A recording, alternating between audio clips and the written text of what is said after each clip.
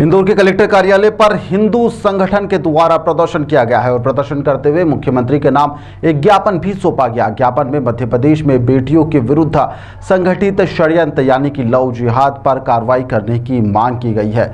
Media से चर्चा की गई। चर्चा के दौरान यहां पर बताया गया कि राष्ट्रीय जांच एजेंसी यानी कि NIA को यहां पर इन प्रकरणों की जांच सौंपनी चाहिए। वहीं पर अपराध में जो संलिप्त व्यक्ति है और जो उनका सहयोग करते हैं उन्हें भी अपराधी माना जाना चाहिए। पीड़िता के परिवार के भय और बदनामी के डर से मामला दर्ज न कराने की स्थिति में प्रशासन की ओर से मामला दर्ज किया जाए। संगठित अपराध के मामले में धाराओं का भी इजाफा किया जाना चाहिए। वहीं पर दस्तावेजों का दुरुपयोग करने के लिए डिजिटल रूप से दस्तावेज यहां पर मंगवाए जाना चाहिए। पीड़िताओं की सुरक्षा और आर्थिक सहायता के लिए विशेष मद की भी आवश्यकता है। इसके चलते शासकीय और अशासकीय संस्थाओं में कर्मचारी और विद्यार्थियों को पुलिस वेरिफिकेशन करवाया जाए। इसके साथ ही कई मांगों को लेकर यहाँ पर प्रदर्शन किया गया। इस प्रदर्शन में बड़ी संख्या में युवतियां भी शामिल हुई। हिंदू संगठन के लोगों ने लव जिहाद पर अपनी तीखी प्रतिक्रिया दी है। पूरे प्रदेश में एक योजना थी सर्व हिंदू समाज को लेके,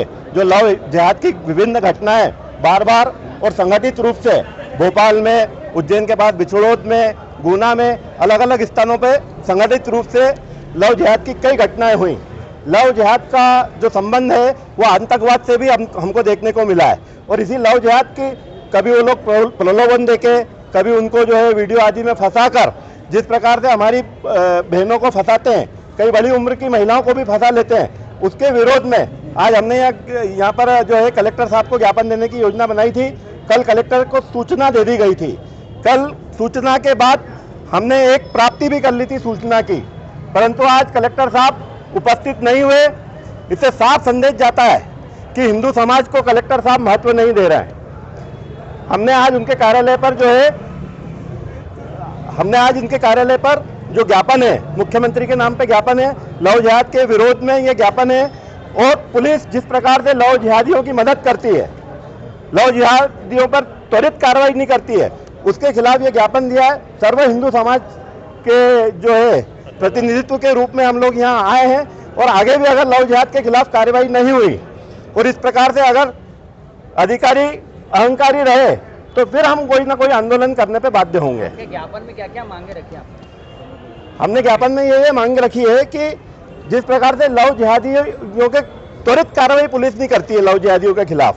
जैसे हमने भी एक इंदौर में अंकिता राठौर का मामला देखा था। अंकिता राठौर के माँ के साथ भी उसने बदसलूकी की थी, उसमें भी पुलिस ने कोई कार्रवाई नहीं की। भोपाल में अपन ने घटनाओं को देखा है, जो भी घटनाएं हैं लगातार होती रही और पुलिस उससे त्वरित कार्रवाई नहीं की। हमारी ये मांग है कि लव जिहाद से जो आतंकवाद का संबंध है उसमें NIA की जांच होना चाहिए।